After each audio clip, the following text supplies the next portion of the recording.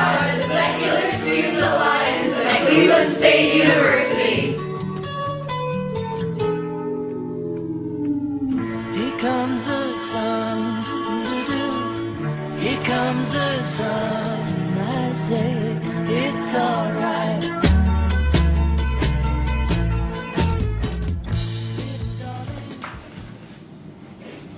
How would you define atheism? Isn't it just another religion? Atheism is the lack of belief in God. And it's not just another religion, because typically with religions, there is a belief in a higher power, and atheists don't believe in a higher power. Atheism itself doesn't specify a worldview, it's just a non-belief in God. However, there are some atheists who subscribe to a particular worldview that is non-theistic, such as secular humanism or other systems like that. One could also say that the lack of faith does not constitute faith. Do you believe the world would be better off without religion? For a question like this, I like to turn to a belief known as post-theism, which is a belief that religion was at one point in time vital to uniting and unifying civilizations, but the role is outdated. Coming to terms with topics like death and loss was a common theme for all religions of the world. Even today, religion serves that purpose but doesn't adequately do so. Getting rid of religion today would actually take a lot of cultural values away from particular groups of people due to the fact that religions have been so ingrained into certain cultures. If religion had not existed, cultures would certainly have come up very differently. The issue there is you get into a school of thought of alternate history that one cannot really go too far into without more evidence and facts. Where does your morality come from, and are there moral absolutes? Well, morality generally comes from, there are different theories of morality, but I think one really basic way of explaining it is that a person experiences pain and does not want to inflict pain on other people, and people experience happiness and want to give happiness to other people. And are there moral absolutes? That's a really hard question to answer, but I think that as a society we should agree on certain absolutes, like not killing people and don't rape people and and all of that. Morality doesn't necessarily have to come from God. It's something that is deeply ingrained within every human being. As for where our morality comes from, some of us subscribe to particular moralities or worldviews like secular humanism, which basically says that human life is a good thing and that we should hope to extend people's happiness and happy years and freedom of choice. One could also argue that morals also come from the instinctual nature, particularly because rates of survival were increased by creating bands and bonds with other individuals. Frankly, being nice to people helps you survive. If you were to go back to when humans were very primitive without culture, to attack everyone you see is not in their nature. Instead, it's to help and build off one another and to live in a community, which in a sense is a moral absolute, is to come together and respect each other and work together. If there is no heaven or afterlife, then what is the meaning of life? Well, in evolutionary or biological terms, the meaning of life is just reproduction, trying to get your genes passed on to the next generation. But person to person, your meaning of life might vary. It really just depends on who you are and what your personal thoughts and feelings are. there actually isn't a need for meaning in your life, but people usually do assign a certain meaning. And like I said, it's just based on personal thoughts or feelings. But also not having an eternity for after you die can give more, make your life right now more precious and valuable. So not having an afterlife could actually give more meaning to it. Like you could cherish your family and making some kind of presence while you're here so people remember you. And like I said, just believing in the afterlife can add some level of indifference to life. So, I mean, if I'm just gonna, like something goes wrong now, I can just be like, whatever, I'm just gonna not care about it, I'm not gonna try to fix it, I'm not gonna try to make my life better, because after I die, I'll be able to spend life up in the clouds with God and living this perfect life forever. So, I mean, it's really just up to you. Now, there are some religions that we should acknowledge that do actually try to move people away from this thought, but those religions, we could argue, started out more as philosophies. Some of these are Buddhism or Hinduism. A lot of the Eastern religions, they advocate more of a policy of reincarnation, which actually matters what you do here on Earth to determine in the next life. So we should acknowledge those points.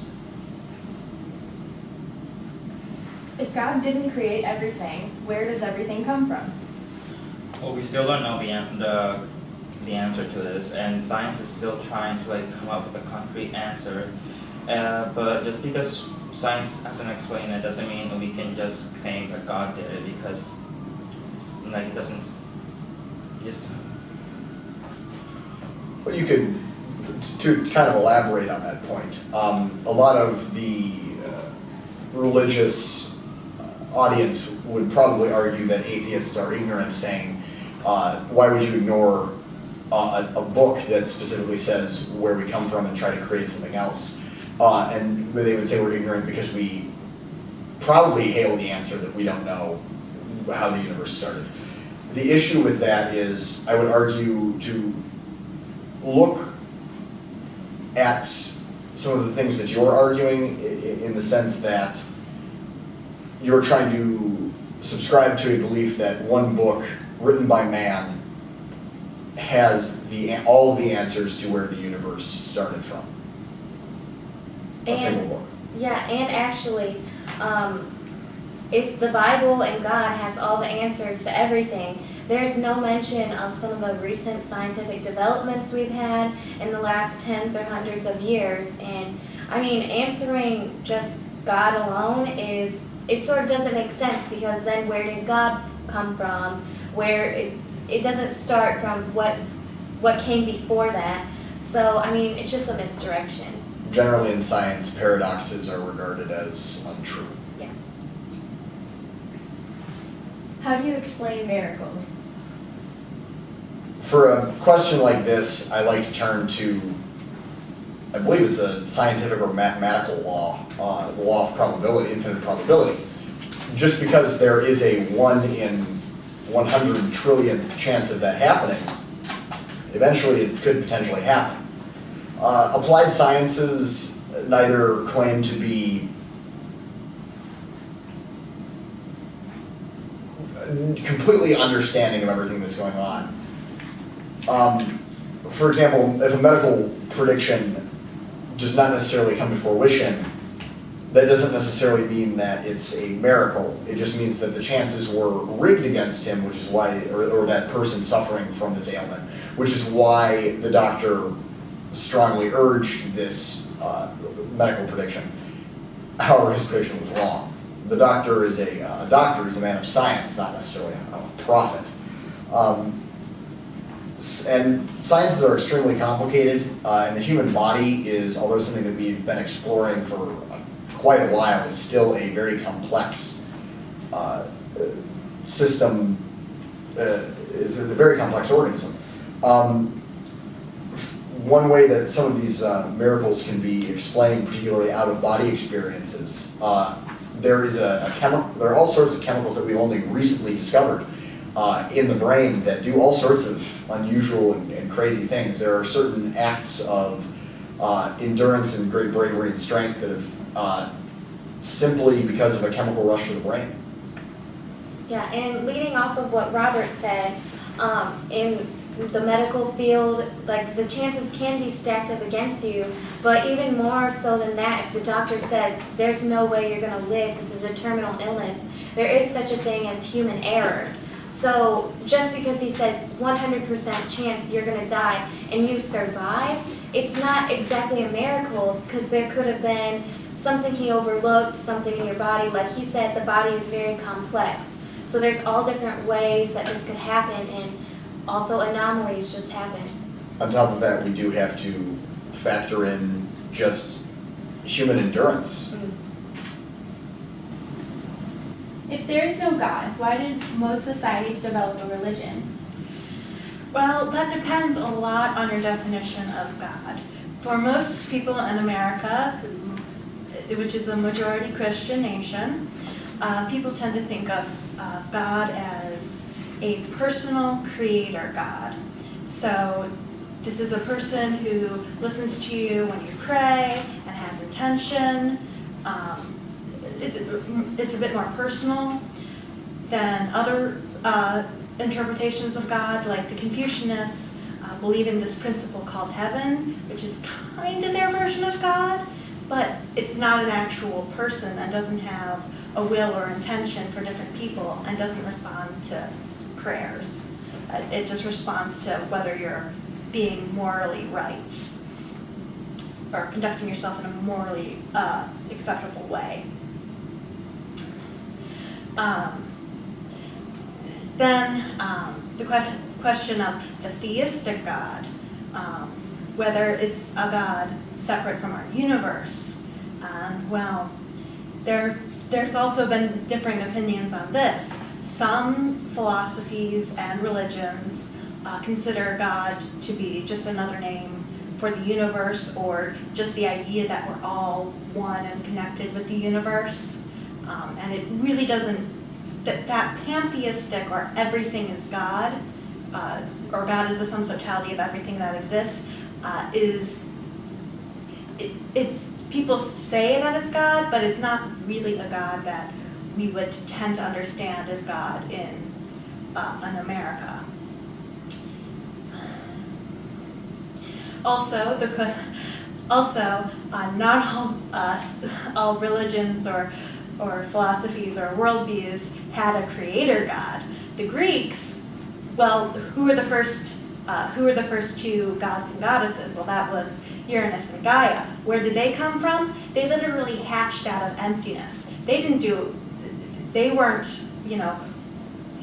they ended up creating stuff, but, they weren't the same conception of a creator God that a Christian might have.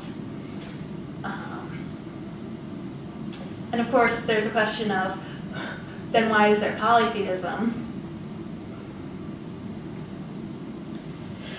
Also, a lot of societies developed a religion because it helped control people and it helped unite people together.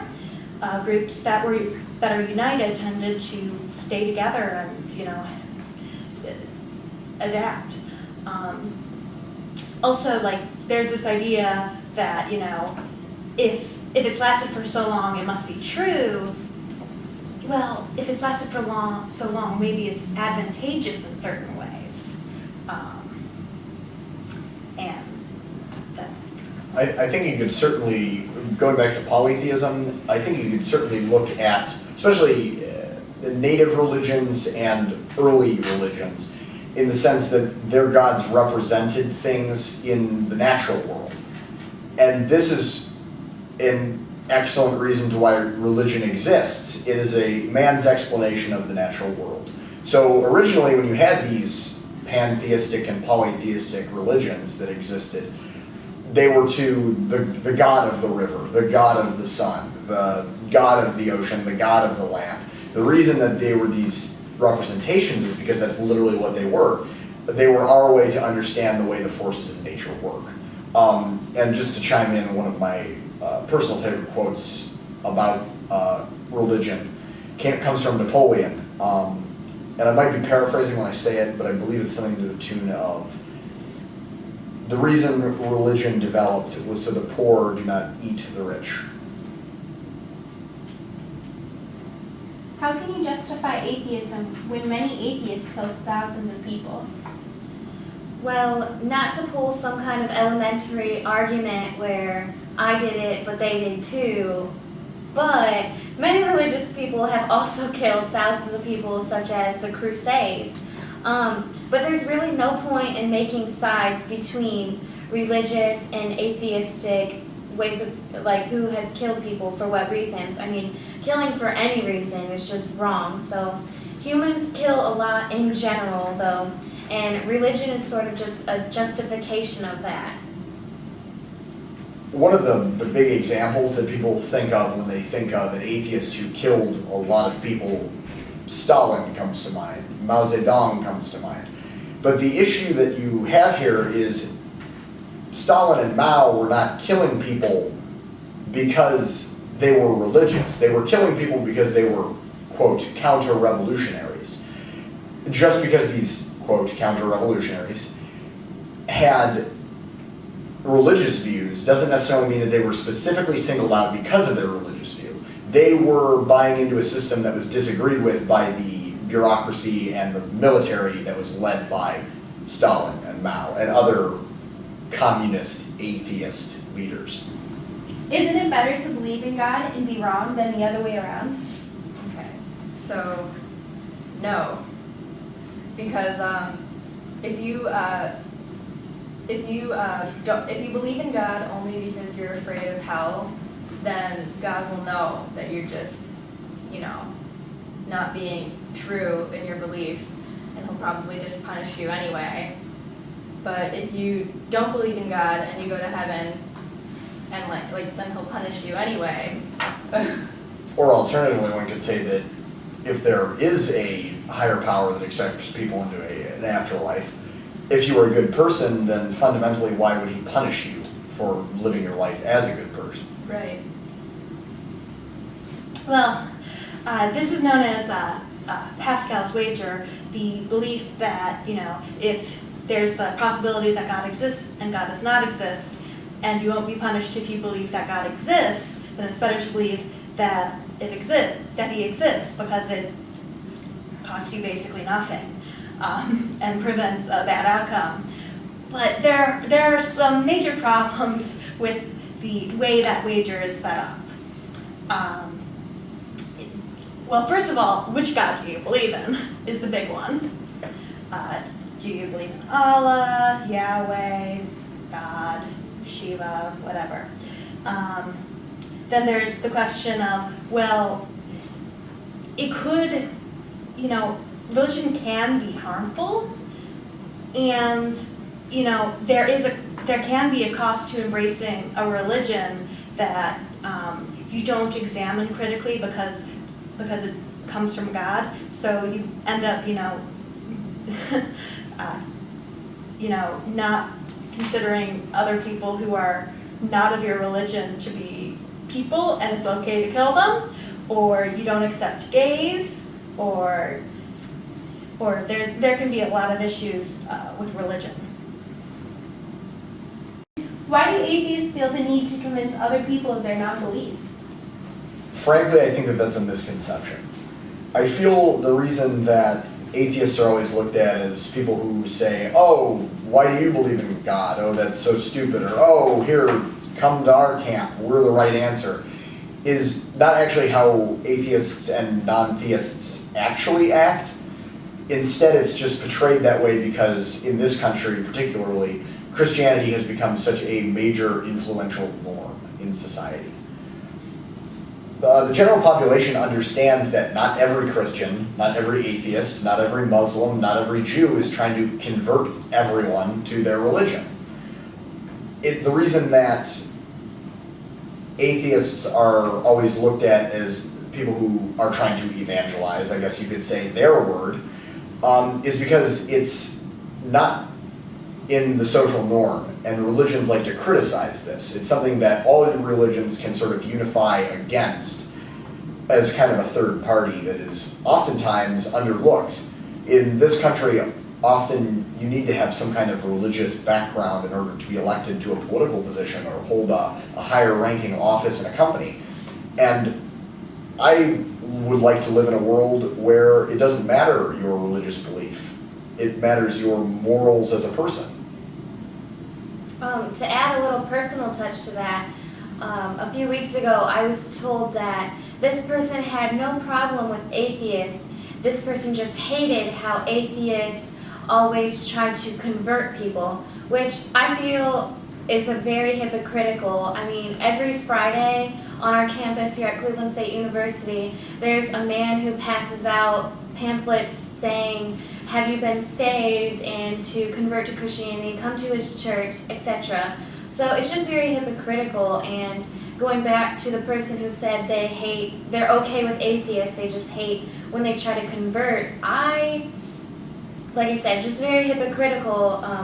I mean, if it was like a vegetarian group or something passing out pamphlets, or the Christian person passing out the pamphlets on campus, they see nothing wrong with it. They actually do have a problem with atheism. They're just trying to make an excuse for it, try to be like, "Oh, I just hate when you do this. I just hate when you be an atheist," really.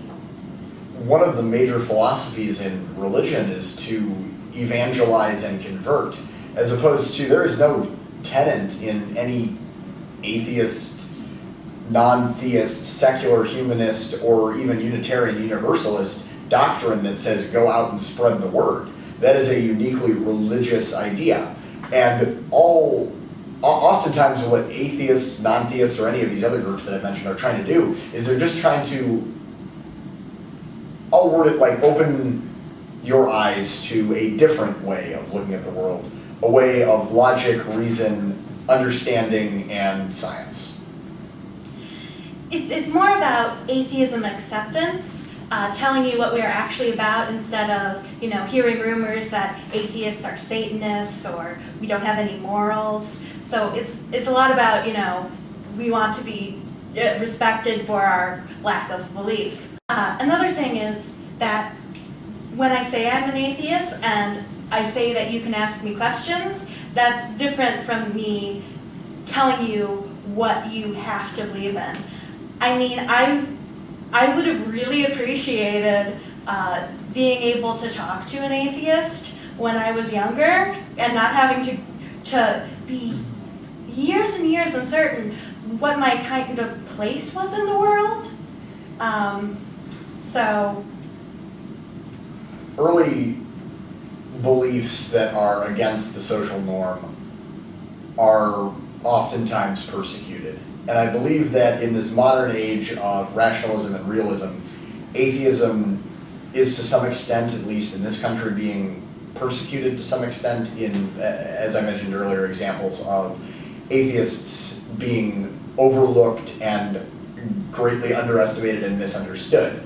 And I believe that one of the whole points of a group like this, or of any atheist group, is to educate people on what atheism, non-theism, secular humanism, Unitarian Universalism, all of these actually are.